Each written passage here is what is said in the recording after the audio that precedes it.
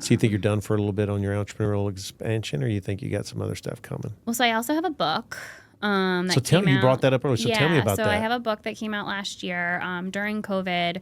A publishing company had reached out to me asking, like, we're really looking for stories on people who've gotten through the gym hurdle in COVID, and like we'd really like to like talk to you because you have like multiple locations. We see you close some. Like we're wondering, like, why did this stick? Want to know your story? And I'd always wanted to write a book, and so I remember I came home and I told my husband, I was like, this company reached out to me and like this is what they said. Like, what should I do with that? Like, I was like how do you respond? Because it's like that's not my only business, but I feel like you don't ever want to say no to an opportunity, right? So I was like, if this is my opportunity to get my foot in the door to maybe have a book, like that would be worth it. So I replied to them. We get on the phone. I'm having some like preliminary conversations, and they were like, okay, like this is how it works, and they kept asking me questions about like 2020.